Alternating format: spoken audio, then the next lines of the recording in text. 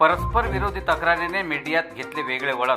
स्थानिक जळगाव जामोद शहरातील नांदुरा मुख्य रोडवर अनेक वर्षापासून डॉक्टर वानखडे हॉस्पिटलच्या माध्यमातून डॉक्टर गोविंद वानखडे वैद्यकीय कार्य करीत आहेत, तर त्यांच्या बाजूला चहा विक्रीचा व्यवसाय करणारे मिरगे सुद्धा मागील अनेक वर्षापासून आहेत। दोघांमध्ये चांगली मैत्री असल्याचे सुद्धा बोलले जाते। मात्र दोघात अचानक वाद होऊन विकोपाला गेले आणि पोलीसपर्यंत मजल गाठली। उलटसुलट बातम्यांना पेव फुटला। डॉक्टर वानखडे विरोधातील फिर्यादी महिला घरीच तर पोलीस पंचनामा सुरू असताना महिला पण उपस्थित। IB7 न्यूजला फिर्यादी महिलेच्या पतीने दिली माहिती। फिर्यादी महिलेच्या तक्रारवरून डॉक्टर गोविंद वानखडे यांच्यावर विविध कलम अंतर्गत गुन्हे दाखल, तर डॉक्टर वानखडे यांच्या तक्रारीवरून मिरगे परिवारावर अदखलपात्र गुन्ह्याची नोंद। पोलिसांचा तपास सुरू। डॉक्टर वानखडे हे पोलीस स्टेशनमध्ये आले असता त्यांनी IB7 न्यूज सोबत संबंधित प्रकाराबद्दल माहिती दिली। पोलिसांना सुद्धा आरोप करीत शासनाला पण जबाबदार धरून आरोप केले। उर्वरित तपास जळगाव जामोद पोलीस करीत आहेत। मी रामकृष्ण नामदेव मिरगे, जळगाव जामोद इथे माझी छोटीशी दुकान आहे। मी पंतप्रधानांकडून लोन घेऊन चहाची दुकान टाकलेली आहे व डॉक्टर वानखडे यांनी काल रात्री 3 वाजता माझ्या घरी येऊन मी झोपलेला असताना दरवाजा खटखटला। आम्ही उठलो नाही। त्यानंतर लाथा दरवाजाला मारल्या। त्यानंतर माझी पत्नी उठली व विचारणा केली असता मला चहा आणि सिगरेट लगेच हवे म्हणून विचारले।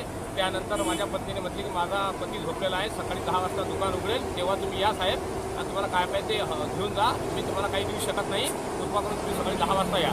मग त्यानंतर डॉक्टर वानखडे यांनी माझ्या पत्नीचा हात धरला, साडी वगैरे वळण्यास सुरुवात केली। त्याच्यासोबत गणेश जाधव आणि प्रतीक देशमुख हे 2 व्यक्ती होते आणि त्याच्यानंतर तो पुन्हा 7 वाजता आला। 7 वाजता आल्यानंतरही अशीच घटना केली। त्यानंतर दुपारी 2:30 वाजता येऊन त्यांनी पूर्ण दुकानाची तोडफोड चालू केली। माझा 40,000 फ्रीज पण खराब करून टाकला। माझ्या दुकानातील सर्व भांडे कुंडे आणि चहाचं सगळं साहित्य फ्रीज सहित आणि आमच्या दुकानाची सगळं तोडफोड करून दुकान एकदम अगदी बघून घ्या एकदम तोडफोड करून टाकला आणि आजूबाजूच्या लोकांना सर्व धमकी दिली, कोणी जर पंचावर सही करसान, कोणी जर काहीतरी याच्याबद्दल काहीतरी बोलसान तर पेट्रोल टाकून सर्वांनाच फुकून देईल।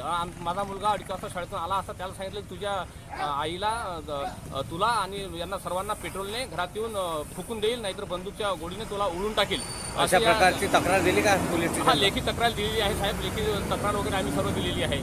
आणि त्यानंतरही 5-6 वेळा तो आमच्या घरी येऊन धमकी देऊन जात आहे की तुम्हाला पेट्रोल जेलनं फुकून देतो आणि 2-4 मुलांना तो दारू पिऊन घरी पाठवतो व आम्हाला इथं जगणं राहणं मुश्किल झालं। आता आम्ही काय करावं? पोलीस आले होते का चौकशीला? पोलीसवाले नेमके येऊन गेलेले आहेत चौकशीला, पण त्यांनी आतापर्यंत कोणती कारवाई केलेली नाही। बोला। मी डॉक्टर गोविंद वानखडे, माझ्या बाजूला एक टपरी आहे रामा मिरगेची, त्यांनी अश्लील शिवीगाळ करून मला फोनवर धमक्या दिल्या। माझ्या मिसेसला मारण्याची धमकी दिली, माझं हॉस्पिटल जाण्याची धमकी दिली, मला मारण्याची धमकी दिली। मी शेतात होतो, त्या फोननुसार मी 112 नंबर केला, 112वर कॉल केला। 112वर कॉल केल्यानंतर पोलीस तिथे गेले, पण त्यांनी थुतूर कारवाई केली। नंतर मी कंप्लेंट दाखल केली, त्यांनी NCR केला। त्याच्यानंतर कुठलीही कारवाई झाली नाही। त्यांनी त्याच्या बायकोचा रिपोर्ट इथं विदाऊट दाखल केला, 354 माझ्यावर दाखल केली। या पोलिसने कुठलाही इन्क्वायरी न करता FIR दाखल केला। हा अन्याय अत्याचार या देशात जर होत असेल, हे पोलीस स्टेशन जर करत असेल तर हे अतिशय चुकीचं आहे। वास्तविक कुठलाही पेशंट जर रुग्णालयात आला तर त्याची MLC होते, तहसीलदार मार्फत त्याची इन्क्वायरी होते, पोलीस उच्चस्तरीय पोलीस अधिकाऱ्यांमध्ये इन्क्वायरी होते, त्यानंतर FIR दाखल होते। यांनी आता यांचा FIR दाखल केला। माझा 112 पासून सकाळपासून मर्डर करण्याची वाट पाहतात का माझ्या मिसेसची? हे पोलीस स्टेशन माझी मर्डर करण्याची वाट पाहतात का? हे नंतर गुन्हा दाखल करतात का? नंतर EB माझी बातमी पुऱ्या महाराष्ट्रावर पसरवली।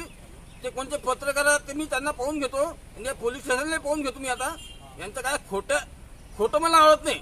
खरं असेल तुम्ही दाखल करा, गुन्हे दाखल करा, काही करा, पण हे खोटं पोलीस स्टेशन, खोटी तक्रार हे मला मान्य नाही।